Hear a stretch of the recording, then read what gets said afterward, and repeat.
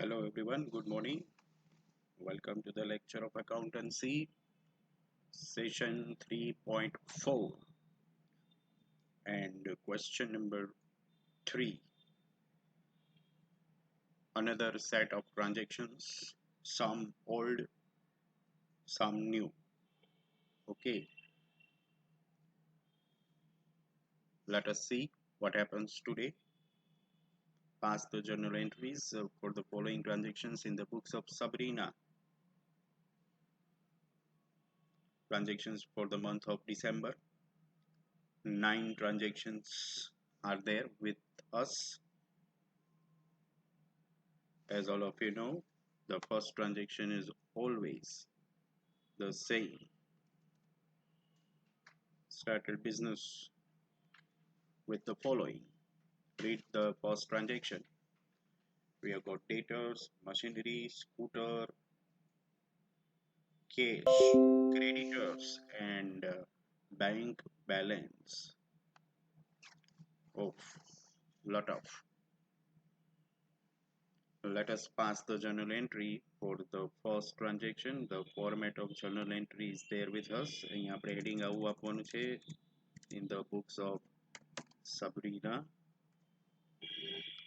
The date to be entered in dates column will be 1st of December 2020. All the assets are debited, and if there is a liability, it should be credited, right? One by one આપણે બધું જોતા જઈએ, and we will go on debiting. Debtors 6,000, machinery 40,000. Debtors are always debited. Debtors account debited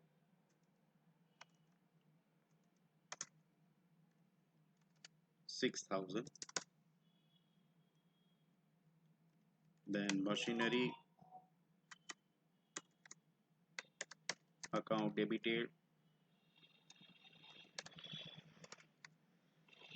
40,000. What comes next after that? Scooter 15,000, cash 25,000. Scooter is a kind of asset. Scooter account debited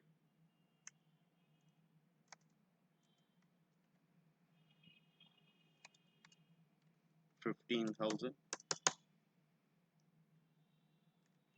Cash account should also be debited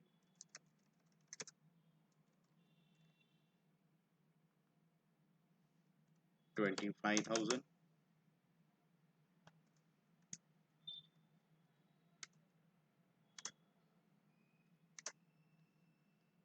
Then see next, we have creditors 8,000. હવે જુઓ, creditors લેણદારો એ account credit થાય એટલે એને હમણાં બાકી રાખીએ. પછીનું આવે છે bank balance 12,000. bank balance પાછું debit થાય, right? તો એ લઈ લઈએ પહેલા. bank account debited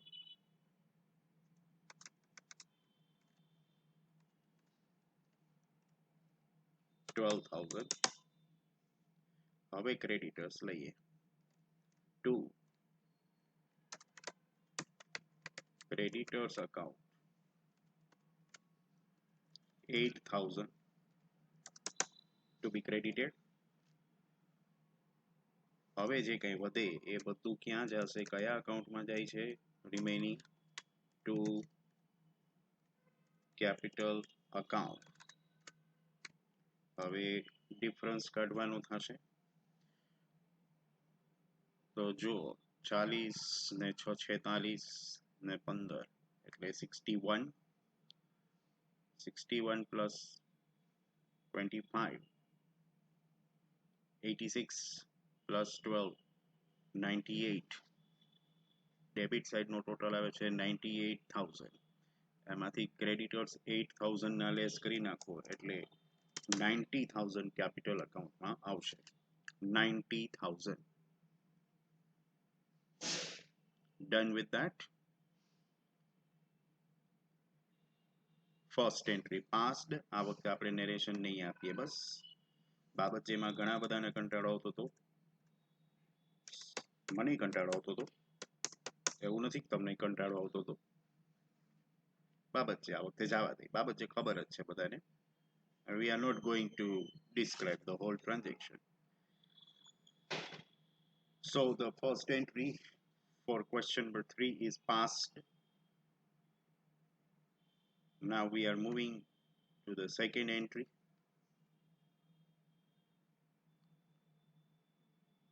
Second entry is also new one. Purchased 20 shares of XYZ Limited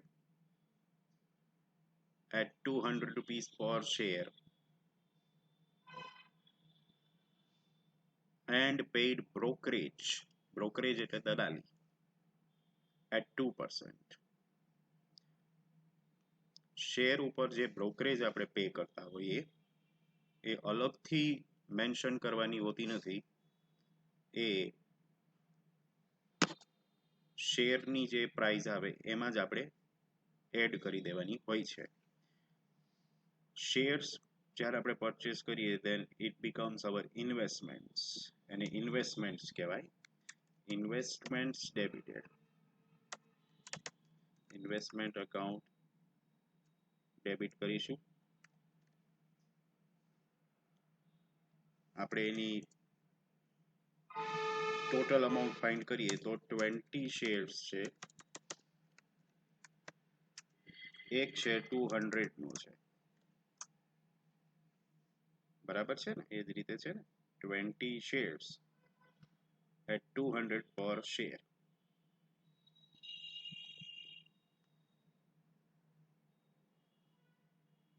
એટલે ટોટલ અમાઉન્ટ થાય 4000. એમાં પ્લસ કરીએ 2% બ્રોકરેજ એટલે 4000 પ્લસ 80 રૂપીસ. 4000 ના 2%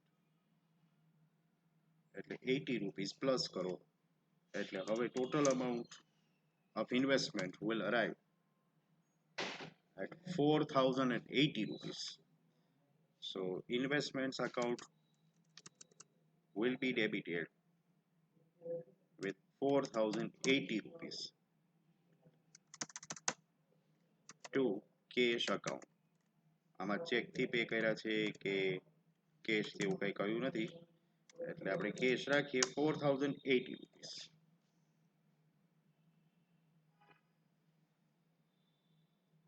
This is our working note number 1. Working note number 1. Transaction ની date આપણે આપી દઈએ 2nd of December 2020. 4080 rupees.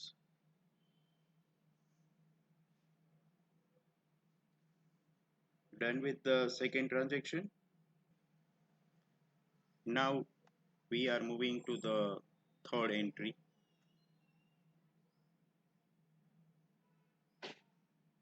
Purchased goods of 8000 at a trade discount of 10% from Jagruti. જાગૃતિ પાસેથી 8000 નો માલ 10% વેપારી વટાવે ખરીદ્યો. Goods are purchased, so purchase account will be debited obviously. આપણે date આપી દઈએ 3rd of December ની. શું થશે એન્ટ્રી તમને ખ્યાલ જ છે હવે તો. purchase account debited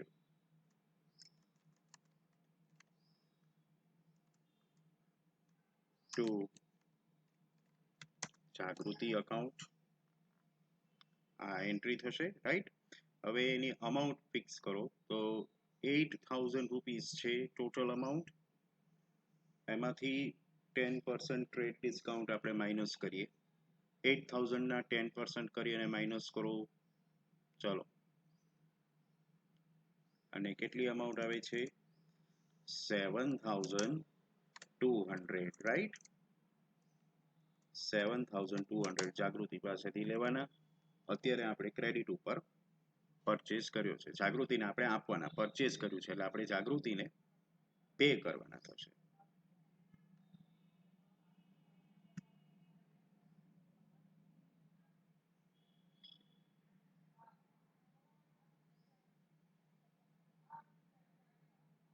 next transaction એમાં એક કરેક્શન કરું છું. જાગૃતિ પેઇડની જગ્યાએ પેઇડ ટુ જાગૃતિ કરું છું. આપણે જાગૃતિને પે કરવાના થાય. 4th December paid to Jagruti 5,000 on account. આપણે જાગૃતિને પેમેન્ટ કર્યું 5,000 નું ઓન અકાઉન્ટ, એટલે બાકીના બાકી એમ. અત્યારે ટોટલ આપણે 7,200 પે કરવાના છે, એમાંથી 5,000 પે કર્યા. એનો મતલબ એવો નહીં કે બાકીનો ડિસ્કાઉન્ટ થઈ ગયો, બરાબર. જાગૃતિને 7,200 પે કરવાના છે, 5,000 આપી દીધા, બાકીનો ડિસ્કાઉન્ટ. એટલો મોટો ડિસ્કાઉન્ટ ન હોય, બરાબર છે. એટલે ડિસ્કાઉન્ટ જેવી કોઈ વાત આમાં નથી આવતી. 2020 આપણે જાગૃતિને પે કરીએ છીએ અને ચેક આપ્યો છે કે નહીં એવું કંઈ કહ્યું નથી. So obviously we will be paying cash. તો Jagruti is the receiver of the amount. Debit the receiver, લેનાર ખાતે ઉધાર. જાગૃતિ account will be debited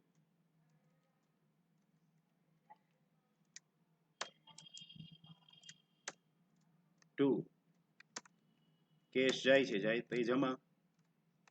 Credit what goes out. We are paying 5,000.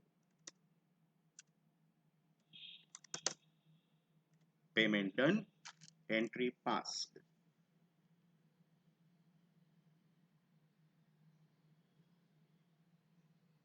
Transaction number 4 over. Now 5th of December એનો transaction વાંચીએ. December 5 sold goods of rupees 4,000 to Jaimin for cash. જો 4 cash રોકડેથી વેચીએ છીએ એટલે જૈમિનનું account ક્યાંય આવશે નહીં, બરાબર. Deposited the amount in bank. એટલે જૈમિન પાસેથી રોકડ આવે છે ડાયરેક્ટ આપણે બેંકમાં જ ભરી દઈએ છીએ. So obviously it will be bank to be debited. અને goods સેલ કરીએ છીએ એટલે સેલ્સ અકાઉન્ટ ક્રેડિટ થશે. The amount will be 4,000. Entry આપણે આપીએ. Bank account will be debited.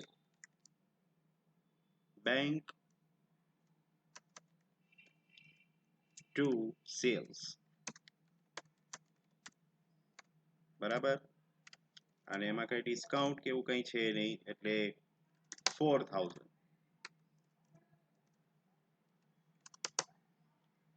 Bank to sales.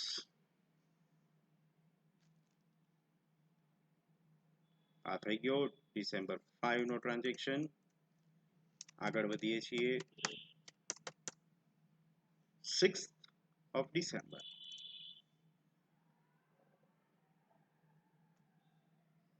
વાંચો. 6 અને 7 બહુ સમજવા જેવા ટ્રાન્ઝેક્શન્સ છે જે મેં આમાં ઇન્ક્લુડ કરેલા છે આ ક્વેશ્ચનમાં. Goods of rupees 2,500 purchased from Jagruti sold to Jai at 10% profit. પહેલું તો એ કે જયને આપણે સેલ કરીએ છીએ એટલે એની એન્ટ્રી શું થાય. જયને સેલ કરીએ છીએ તો Jay account will be debited to sales account. આ એન્ટ્રી બરાબર છે, બરાબર. અમાઉન્ટ હવે આપણે ફિક્સ કરીએ અને એના માટે આપણે એક વર્કિંગ નોટ આપી દઈએ. વર્કિંગ નોટ નંબર 2 અને એમાં ડેટ આપીએ 6th of December 2020. બરાબર. હવે પાછા ટ્રાન્ઝેક્શનમાં આવો.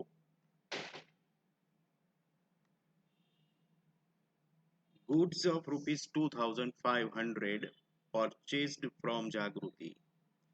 જાગૃતિ પાસેથી આપણે જે માલ ખરીદ્યો હતો એમાંથી 2500 નો માલ આપણે જઈને સેલ કરીએ છીએ, એટલે આપણું કેલ્ક્યુલેશન 2500 ઉપર થશે, right. our calculation will be based on 2500 plus we will add 10% profit on that. So fix the amount. જો cost 2500 plus 10% profit added, so it should be 2500 plus 250. So sales value will arrive at 2750, and this value will be recorded right over here above, 2750, debited and credited. Done with that. Entry over.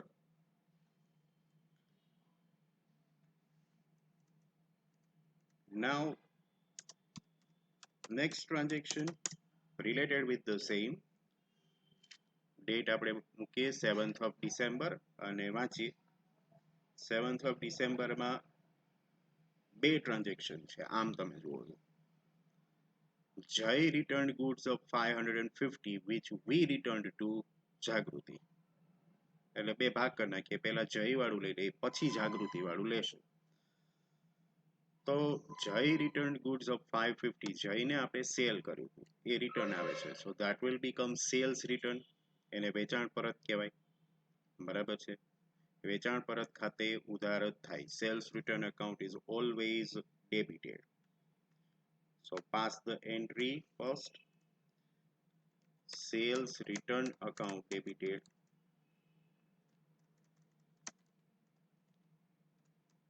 to જય. જય પાસેથી આવે છે અને એની amount જે છે એ છે 550, as it is આપણે રેકોર્ડ કરીએ 550 રૂપીસ. હવે તમે એ જ ટ્રાન્ઝેક્શન ફરીથી વાંચો.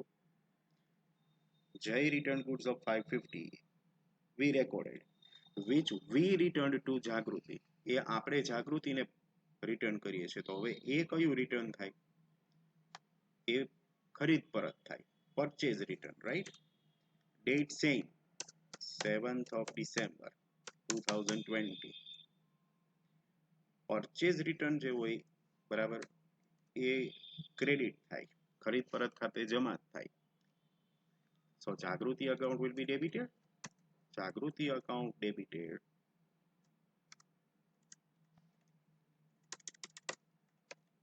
to purchase return account. Jagruti to purchase return. Now see the amount will change. Sales return ની જેટલી amount હોય એટલી ને એટલી purchase return માં ન આવે. એ amount ઘટી જાય, વધે નહીં, ઘટે. કારણ કે આ 550 જે હતા એમાં પ્રોફિટ એડ થયેલો હતો એ પાછો કાઢવો પડે. એટલે ડાયરેક્ટ 10% પ્રોફિટ એડ કર્યો હતો તો 10% માઇનસ કરી નાખો એમ ન ચાલે. બરાબર છે. એની મેથડ છે. વર્કિંગ નોટ આપો. વર્કિંગ નોટ નંબર 3, ડેટ આપણે એમાં નાખી દઈએ 7th of December 2020.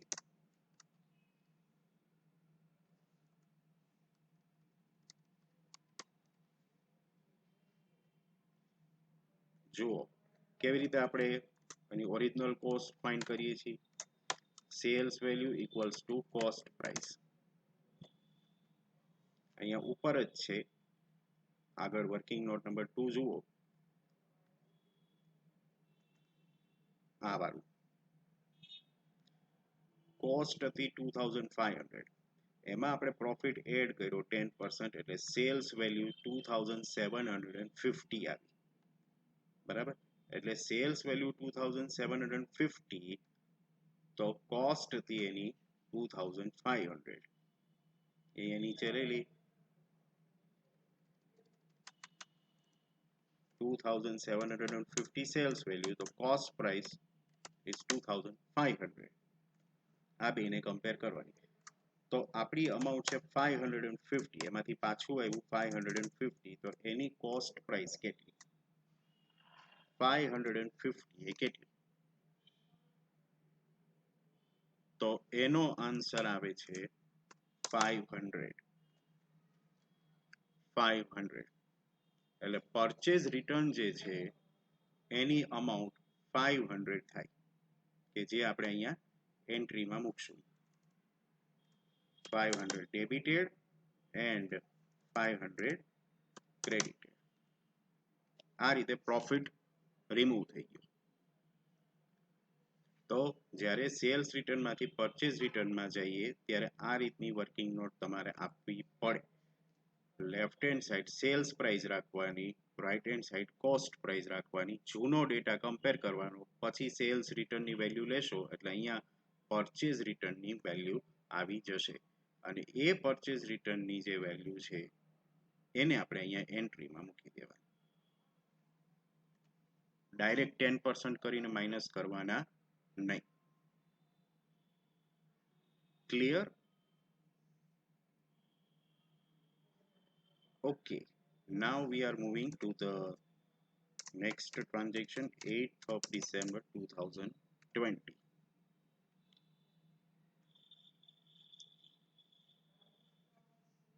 Received 1500 from Jai by crossed check. Crossed check મળ્યો છે જયનો. Bank account will be debited. આમાં પણ એક આપણે નોટ લખવી હોય તો લખી શકીએ. તમે લખજો આ રિસીવ્ડ ની બાબતમાં. જુઓ, તમને એવું લખેલું હોય ને કે ખાલી ચેક રિસીવ, તો એનો મીનિંગ થાય કેશ રિસીવ. ખાલી ચેક એટલે એમ ખાલી બ્લેન્ક ચેક, એમ ખાલી ચેકની વાત નથી કરતો, ખાલી આમ જ વર્ડ યુઝ કરેલો હોય ચેક રિસીવ, તો એનો મીનિંગ થાય કેશ રિસીવ. તો પછી કેશ અકાઉન્ટ જ આવે. Cash account is debited. પણ જો તમને એવું લખે કે ક્રોસ્ડ ચેક રિસીવ, બરાબર, તો એના કેસમાં બેંક અકાઉન્ટ ઇઝ ડેબિટેડ. આ ખાસ યાદ રાખજો. આપણે જો ટ્રાન્ઝેક્શન જે છે 8 નંબર, એમાં ક્રોસ ચેક રિસીવ્ડ લખ્યું છે એટલે બેંક અકાઉન્ટ આપણે ડેબિટ કરશું. ક્રોસ ચેકની જગ્યાએ જો ખાલી ચેક વર્ડ જ યુઝ કર્યો હોત ચેક રિસીવ્ડ, તો આપણે કેશ અકાઉન્ટ ડેબિટ કરત. આ નોટ ખાસ યાદ રાખજો. સો નેક્સ્ટ એન્ટ્રી, એમાં આપણે બેંક અકાઉન્ટ ડેબિટ કરીશું. ક્રોસ ચેક વર્ડ છે એટલે bank account ડેબિટેડ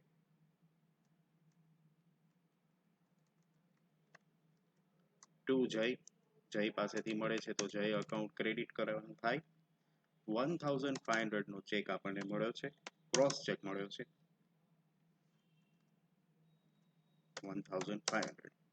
cross check word ન હોત અને ચેક રિસીવ લખ્યું હોત તો આ એન્ટ્રીમાં શું ફેરફાર થાય? બેંક અકાઉન્ટ ડેબિટ કર્યું એની જગ્યાએ આપણે શું કેશ અકાઉન્ટ ડેબિટ કરત, તો એન્ટ્રી થાય કેશ ટુ જય. પણ આપણને ક્વેશ્ચનમાં ક્રોસ ચેક રિસીવ્ડ એવું લખેલું છે, so that is why it is bank to jai. ફેર આટલો જ પડે.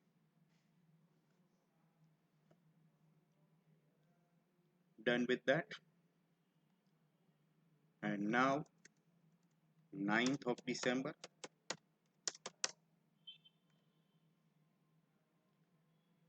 last transaction, Quite an easy transaction now. Last, paid rupees 800 for rent. ખાલી rent લખેલું છે, so we will consider it as a business expense, right? And expense should always be debited. You know that. Paid 800 rupees for rent by check. Rent account debit થશે. Rent account debited.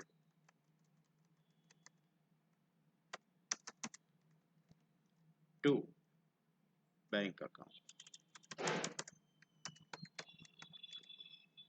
The amount is 800 on both the sides.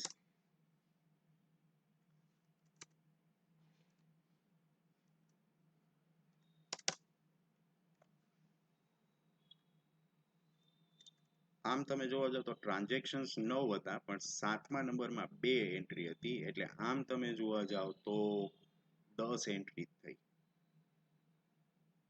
Let us have a relook at all the entries. I hope you have understood all the entries. આ working notes છે. જુઓ, as far as working notes are concerned, once again I would like to tell you that working notes જ્યાં જરૂર હોય ને ત્યાં તમારે આપવાની જ. Working notes are part of answer અને વર્કિંગ નોટ્સના પણ માર્ક્સ હોય છે. બરાબર છે? આ જે કેલ્ક્યુલેશન્સ, નાના નાના કેલ્ક્યુલેશન્સ તમને લાગે એમને કેલ્ક્યુલેટર ઉપર જ થઈ જાય, એ બતાવવા પડે. જર્નલ એન્ટ્રીઝનો સમ તમને ખ્યાલ છે 20 માર્ક્સનો છે. બરાબર છે? તમારી બધી એન્ટ્રી સાચી હોય એટલે તમને એમ લાગે કે આપણને 20 આઉટ ઓફ 20 મળી જ જશે, પણ ઘણીવાર એવું નથી બનતું હોતું.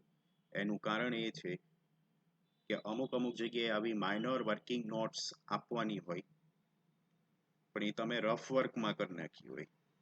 સૌથી છેલ્લા પેજ ઉપર રફ કેલ્ક્યુલેશન્સમાં તમે આવું બધું કરેલું હોય, આગળ મેઇન આન્સરમાં તમે આ વર્કિંગ નોટ્સ બતાવેલી ન હોય, એટલે એના માર્ક્સ કટ થયા હોય. So whenever you are writing the answers, show all the working notes as a part of answer. They will carry marks.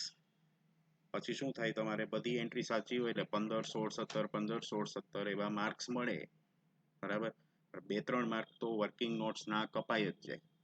જો વર્કિંગ નોટ્સ આવતી હોય તો, ન જ આવતી હોય તો કોઈ ઇશ્યુ નથી કે પરાણે વર્કિંગ નોટ ન બનાવવાની હોય, આવતી ન હોય તોય. બરાબર? પણ જો આવી આ ટાઈપની વર્કિંગ નોટ છે આપણે કરી છે, બરાબર છે, તો એ તમારે બતાવવી કમ્પલસરી છે. એટલે એ પોઈન્ટ એ ખાસ ધ્યાનમાં રાખજો. અહીંયા આગળ આપણો ક્વેશ્ચન નંબર 3 કમ્પ્લીટ થાય છે. Session number 3.4 comes to the end right over here. Next time we will meet again in session number 3.5, and in that we will calculate question number 4. Okay, till then, see you all.